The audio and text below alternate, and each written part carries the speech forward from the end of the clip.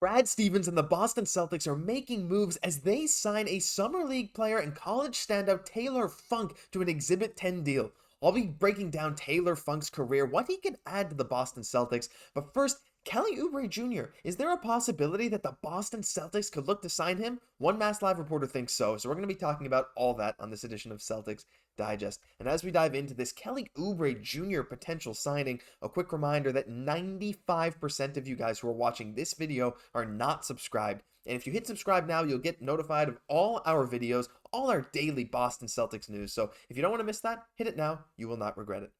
Kelly Oubre Jr. is a very interesting player. No? Little Mass Live article, little Q&A mailbag. They say, why not Kelly Oubre Jr. from a viewer named Josh P? That's obviously not me, but it's another guy named Josh. Great question, Josh.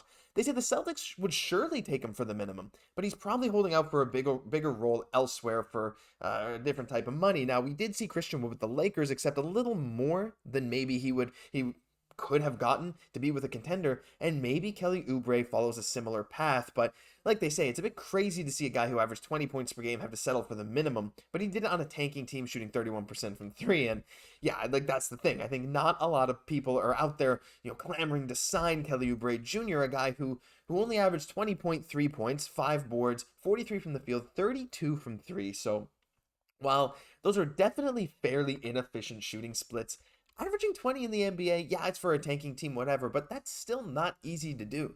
And 43 from the field is definitely not ideal, but it's at least respectable. The three-point percentage could definitely improve, but if you guys watched Kelly Oubre play, a lot of those threes that he was taking were not high-quality shots, a lot of them moving, a lot of them contested because he was one of the top options on that offense. So Kelly Oubre has the ability, I think if he was to come to the Boston Celtics, let's in a hypothetical world say the Boston Celtics sign him and they get him for the minimum. What can he contribute? Well, he can contribute spark plug bench scoring, and I think he could do it at a much more efficient clip because the Boston Celtics offense, their passing, and just their game plan in general would be a lot more conducive to a more efficient and even slightly lower volume Kelly Oubre Jr., and I think that would really help him a lot. Like if Kelly goes down to maybe 9 or 10 shots a game and he's able to be at least fairly efficient, 46 from the field, maybe 36, 37 from three, that kind of spark plug bench scoring where this guy can come in and drop 20 off the bench on any given night, that's extremely valuable, and it's not something the Celtics necessarily have. While, yes, Brogdon could maybe do that, Oubre is definitely a more lethal scorer. He has a little bit more in his bag than someone like a Brogdon would, so I think Kelly could bring some great value to the Celtics. But the problem then arises, of course, I just don't think he's going to sign for that. And while it's a very interesting hypothetical, one, I don't think he's going to accept the minimum no matter what, and that's pretty much all the Celtics can offer. And two, I think that last roster spot for Boston would be best used on another player. I mean, we've talked a lot about Blake Griffin on this channel. We've mentioned TJ Warren a few times, right? But someone I think at the end of the bench that can step in and eat some of those big man roles where Robert Williams is definitely going to miss some games with some knee troubles. Kristaps Porzingis has had a pretty injury-plagued career. You never know when he's going to miss time. And Al Horford is aging, and you don't want his load to be too high if you can help it. So someone like a Blake Griffin last year who was able to step in, be really physical, and kind of eat up those minutes when he needed to, spot starts here and there, a game where he plays 20 minutes here and there, and then rest for the next couple. That's kind of what the Celtics could use a bit more than a Kelly Oubre type to come in and chuck up a bunch of shots off the bench. Because as good as Kelly Oubre is, he's also the kind of player that can shoot you out of a game if he's taking too many, and that's the last thing the Boston Celtics want. You want the ball in the hands of Jayson Tatum, Jaylen Brown, Kristaps Porzingis and even like Derrick White and Brogdon for pretty much all your scoring. So while I think it's an interesting hypothetical, I don't see a world where this happens, and I truly think that last Celtics roster spot would probably be better used on someone else. But while that is interesting, it's a hypothetical. This one's not a hypothetical. This is a real deal the Celtics did, and they signed an elite shooter, 6-year college player, Taylor Funk. Let's take a look at Bobby Manning's tweet. The Celtics signed 6'8" forward Taylor Funk. Now, he's actually listed at 6'9" in some other places to an Exhibit 10 contract. Funk is 26 this season. He averaged 13.5 points, 5.5 boards, 45 from the field, 37 from three is quite respectable at Utah State last season. It's quite good, even for college. And he played in the Summer League with the Heat this year, 3 games in Las Vegas, 1 in Sacramento, averaging 3.5 points on 5 for 19 shooting. Exhibit 10 deals. If you didn't know them, let's break them down really quickly. They bring players into training camp and typically offer a bonus to remain with the G League team after a certain amount of time. The Celtics have a 2-way roster spot available because DJ Stewart signed earlier this summer to compete for that as well. So there's definitely some competition for Mr. Funk as I try to get rid of these images. Hi, welcome back. So Taylor Funk. It's one of the coolest names you could possibly hear, but not only is he like a solid shooter, right? 37% from three in college is quite good.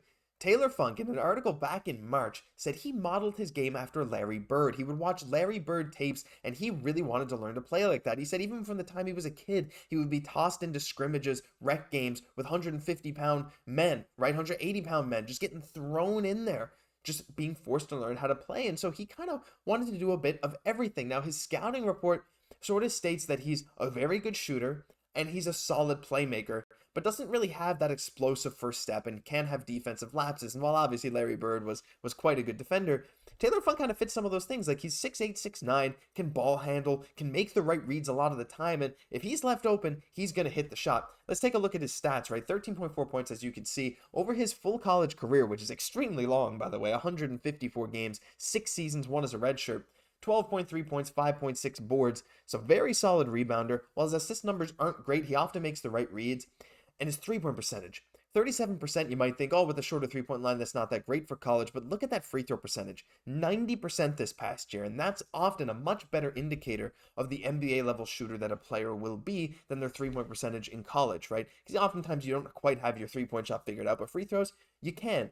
So Taylor Funk seems to be an elite shooter. Now, will he make the Boston Celtics? Probably not. Could he make a two-way deal? I think that's a very real possibility, and while he didn't stand out in Summer League, he didn't average a ton of points, his kind of play style is always welcome on a team. So, as they sometimes say on the Thinking Basketball podcast, if you listen to it, what do they call it? They call it defense and dimes. I'm just calling this threes and dimes, right? And then instead of three and D, but the D stands for dime, something like that. I'm just rambling at this point, but this is what Taylor Funk is. He brings you some assists and he knocks down some threes. Is he going to be the best defender? No, he's not going to be the best defender in the world. However, again, his value stems from his good shooting and his ability to be smart on offense. You can often hide defensive lapses, but when he has the ball in his hands, he's not very worried, right? He makes the right play more often than not. And if you look at a lot of his college scouting reports, you look at what some people had to say about him, that's a pretty consistent theme with him. And again, the amazing name just helps his case out. So while I don't necessarily see him as a, consistent member of the Boston Celtics for the long-term future, I think he's definitely a valuable guy to sign and at least see what he can do in training camp, right? Because even if he's in the G League, you never know when guys might get injured. And if he's showing out in the G League and he's shooting 40-odd% from three, what's the harm in bringing someone like that up at least maybe a few years down the road? I'm not saying he's going to make it today. He's definitely an overager. He'll be 26 in November as a rookie. However, you never know with these type of players. A guy that built his game off of Larry Bird's shoulders, a guy that clearly wants to be with the Boston Celtics, and a guy who has made a career of himself with shooting, those kind of things are valuable in the NBA. So while I'm not saying it's going to happen, you just never really know. But that'll do it for this edition of Celtics Digest. If you enjoyed, leave a like, a comment, subscribe to the channel. We're working our way towards 1,000 subscribers. I know it's a long ways away, but we really appreciate every single one of you that sticks around for these videos. I'm Josh Gosse. I'll catch you in the next one.